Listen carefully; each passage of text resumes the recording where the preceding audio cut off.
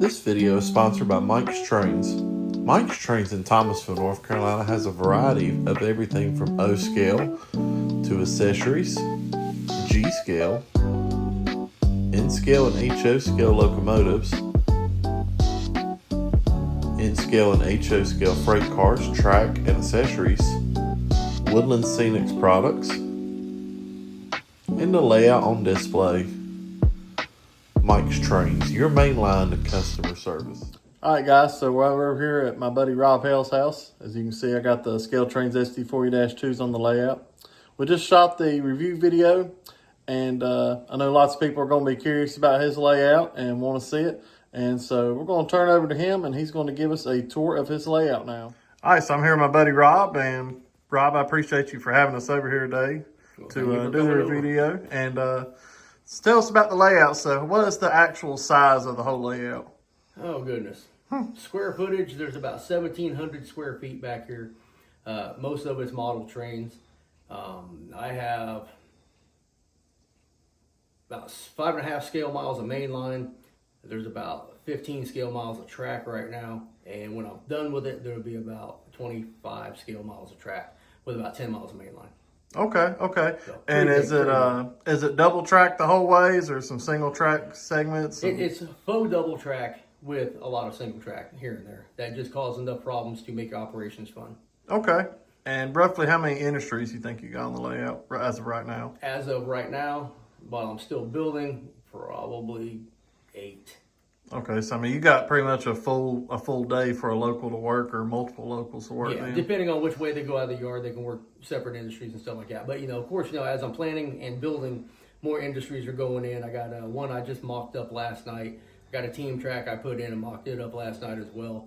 There's a freight house that hasn't been incorporated into anything yet, and some other other projects that are forthcoming that I still have to build or put together and put in place. Okay. And so I know just from watching YouTube and knowing you personally, I know you're doing layout updates every Sunday that shows the work that you've been putting into the layout. So it's under construction. And as everybody says, the layout's always under construction. Even when it's finished, you're still going to want to change everything. Right. But so take us to some of your favorite places on the layout, and let's see some of those. Well, we'll start off right here at this bridge over a river. It used to be the Tuscarawas River in Ohio. And I think I'm going to have to change some names and some locations to reflect an updated change, or a change that I did in February. So I modeled the Pennsylvania Railroad, and I went from modeling a fantasy prototype Virginian Railway that had expanded. So now I'm modeling the Pennsylvania Railroad along with Allegheny Midland, which was Tony Custer's road that he had back in the 70s and the 80s as part of the Appalachian lines, with the Virginian in Ohio. So my Virginian Railway is now going to be a part of the Appalachian lines in the 70s, but since I'm modeling 1966 and before, it's just going to be run through power. So this is one of my other spots I like over here. Oh, and this is just temporary. This is just a 1x4 bridge just to keep the trains running. But we got some cool things in the future for that. Oh, I definitely like it. It makes some good photo ops. So that double track bridge is just kind of sitting up on the peninsula. Right. That's what's going to be over here with a 3D printed concrete approaches on both sides. Oh, that's going to look good. Like a viaduct. It's going to be pretty cool. So this is one of my favorite little spots over here. This is a Cartridge. I got Mrs. Robinson's house. I got the banker's house. A little movie theater and some other buildings set up here just to kind of give you the atmosphere of a town. There's the Cartridge, Ohio, is named after the ammunition factory, which is here in the back. That is very difficult to reach, so it'll probably never get worked and just be used for photograph opportunities. This is just kind of a neat little spot. I like my main street here and my forever photo down there. I think it looks good until you realize it just cuts off. But at certain angles, this looks awesome, and it's getting some attention here in the near future. So I have lines on the road and a little bit more detail thrown in there, and some more trees and some more realistic aspects of a small town that will be incorporated here. And I think it's going to look pretty good. I think it's going to look pretty good when I'm done. So far it does. Yeah. And we come over here. This is I grew up in Illinois, and I'm very accustomed to very long tangents of straight track, right? So I grew up on the Union Pacific, and I could see a headlight for 20 minutes before the train showed up. So this whole area is a little bit reminiscent of Charleston, Illinois. A little bit of ruggedness, but they got some trees, but a lot of straight track going through there. And I broke every rule. You know, the track's right next to the edge, and the track's parallel to the edge, and all that stuff. But I don't care. I like it. It's my railroad. It's my rules. But I really like this part too. And it's just some generic scenery, but it looks good in some pictures, and people seem to like it. And I'm happy with it for the time being. Oh yeah, especially if you got a long train, like if you're down here at Main Street and the train's coming this direction, that would. Well, when you're in this back room, you can have a 1 scale mile long train that will be at the tunnel and be at the left side of the room at the same time. It's pretty cool watching it snake around. So as you can see, his layout wraps around this room here. And then this would just be a whole layout if this was the way it is right here, but then it comes through the wall and it's just like a whole train club over here. Yeah, this room is 12 by 26 and this one is 46 by 33. So. Now this is where all the progress is being made. I tore the layout apart about 1.5 years ago, and then I started building around the walls. So it's a shelf-styled layout with a faux peninsula and then a full peninsula. And like I said, I got a lot of trackage. Run some long trains. 42-inch radius curves minimum on the main line, 36 on the branch lines. And as he mentioned earlier, he is big in Virginia and Ohio and Allegheny Midland, which is what the layout is primarily based on.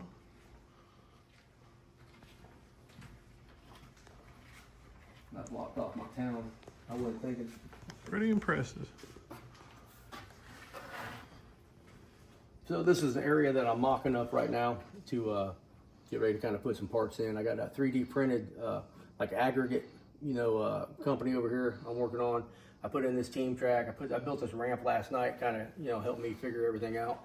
And all this is going to be one industry serviced by 2 different tracks in 2 different locations. So it's a pain in the butt to get all the way over there if you're working this job over here. It's going to be a headache for somebody, but I think somebody's going to like it. So, been working on Apple Creek here quite a bit. It's looking fairly decent. Looks good for some photo run-bys.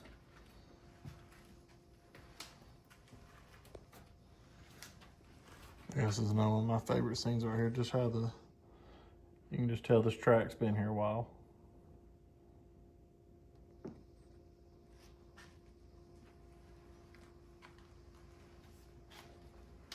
Go over, check out the roundhouse.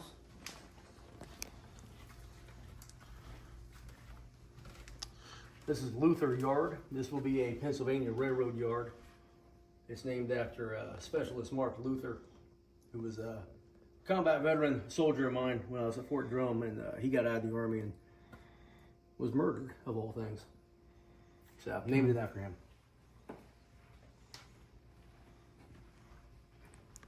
Definitely an area where I would work probably during an operating session. I like doing switching and stuff, so I can see me spend a lot of time right here.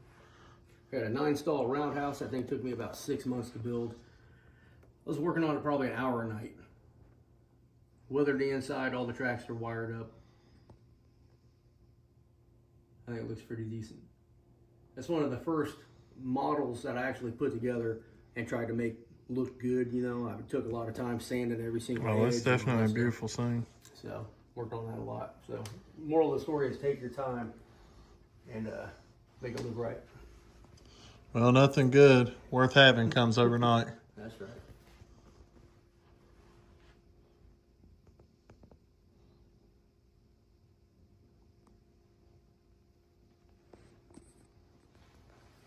All right, this whole scene here is going to be river running. So this will be a river at some point with some epoxy on there.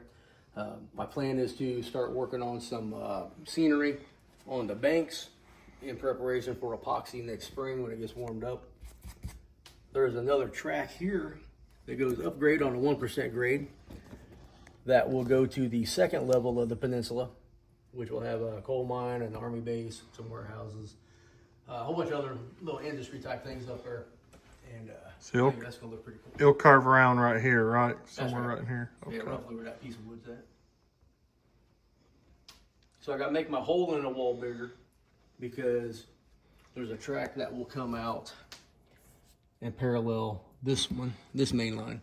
It's gonna come out just to the left, but it'll be on a grade, so it'll be up a couple inches higher already. So I got to make my hole in the wall higher. Okay. And then these two tracks will come pretty close together. Hopefully I got enough room.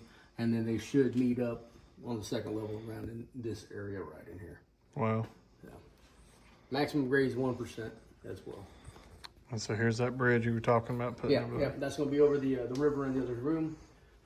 I made this stuff years ago, and I thought it was looking pretty good. I thought if I painted it, it would look like concrete, and I actually started to hate it. So there's a guy in Huntington, West Virginia, that does 3D prints these concrete viaducts, right? Kind of reminiscence of like Tunkhannock or Sturruca, but like a little bit smaller scale. Mm-hmm. Which I think this bridge would look great if I could like get it to countersink down into and have like one of those on each side. So that's the plan. I talked to him. He said he can custom make what I need. So it's just $300. So Well, nowadays with 3D, if you want to donate and help me build this bridge, go watch some videos. you guys hear it. So if you want to see the bridge finished and more scenic trains run over there, that's how to do it. But yeah, nowadays with 3D printers and all kinds of technology, anything can be made Oh, nowadays. that's great. So I work with this guy named Eric Ernest. Well, I really don't work with him. I just give him ideas, right? So he's got a 3D print business, kind of like John Chase with that whistle stop models. So his is ernesttrains.com. And I've noticed on a lot of the roundhouse, let's see if I got one around here, the roundhouse covered hoppers that, well, this is Atlas, but on a lot of the older roundhouse covered hoppers, these doors are missing, and the detail on them older ones look like crap anyway. So I worked with Eric, and he's designed a whole new 3D printed set of doors and slides that'll go on the bottom of these covered hoppers. Wow. So matter of fact, he just sent me a message a little while ago. He's sending me some of them to test out right now. That's something I'm trying to get my wife talked into. She's big into crafts, so she does decals and all different kinds of other stuff. So I'm trying to talk her into getting a 3D printer so it can benefit both of us. She can make stuff to sell and I can get train stuff. It's funny because whenever my wife wants a new vacuum, she always sells it to me like, you can use this to clean off your layout. And I'm like, why do we need 5 vacuums? I don't know. Another one showed up the other day. This is the coolest part of the whole layout. Right here. Look at that, folks.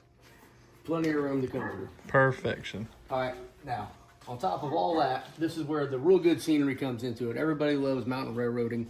They love coal mines. They like long trains and cuts and fills and all this other stuff. And that's what you got coming down here. So come check this out.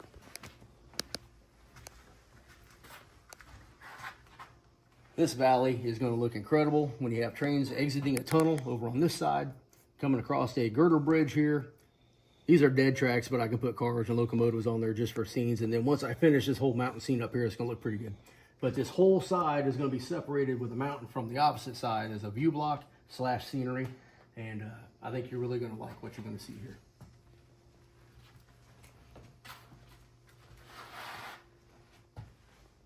And you can plan stuff on CAD all day long, but it never really works out well for me. So I literally just mock something up. I build something, I put it in place. And if I don't like it, I either modify it or I tear it out and throw it away. I use any rail system a lot, and I'll do a track plan, and then when I go into the layout room and start doing the bench work, it totally changes. Yeah, never well, works. for the most part, that's how I did my in-scale layout. But yeah, it's a good starter, but you don't end up that way. So I used any rail as well, and then I found out when I went back and double checked all my work, I had put in the wrong dimensions, so I had my room was too long. Because for some reason I thought it was 50 foot, not 46 foot. It was some oddball thing like that, so I messed up. But I mean, it's good for the planning process to get the mind going and figure out where you want to put everything. But when it comes down to like, well, this is going to be 3 inches away from this spot, and those little numbers like that just don't work out too well. But this is the absolute most favorite spot on the layout, and I just built this, maybe 2 months ago? And I'm still working. I just put these trees in a couple of weeks ago. I still got work to do. I was going to say, it's changed a lot since I was here last. Yeah, I mean, it's awesome. It's awesome. And this is my I guess I'm paying homage to Tony Custer because this is my Allegheny Midland section. This is the Allegheny Midland main line, and this is an Allegheny Midland branch to a coal mine. So I named this road Custer Road after Tony. Wow. Yeah. Let's see what he says when I send him that picture. And has he ever been over here to see this layout in person? No. He just seen some pictures of some work I do. He sends me stuff to Photoshop for him. You see that cover? Did I send you that? Mm-hmm. Yeah. I got another one that I worked on that's supposed to come out. I think it's Model Railroad Planning 2026. I worked on that cover photo as well. And then what was another one? If you're in the Nickel Plate Historical Society, I've been in their magazine a couple of times and their PDF with some pictures and some stuff I've done. But I haven't submitted anything for a while.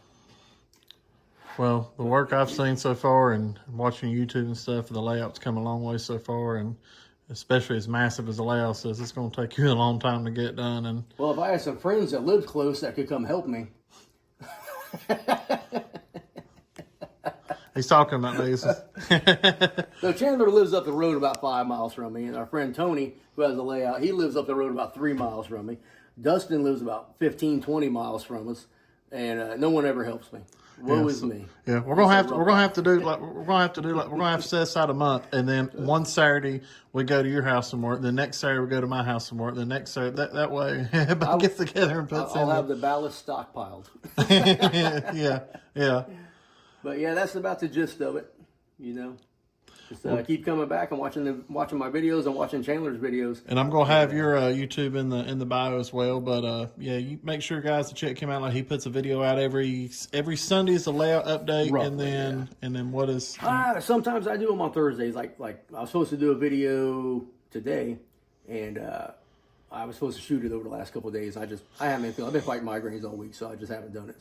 So he's a lot more professional at this. He's got a schedule down. I just kind of surprise y'all with a video here and there. So you got to keep your views up. Your consistency, it helps with the algorithm.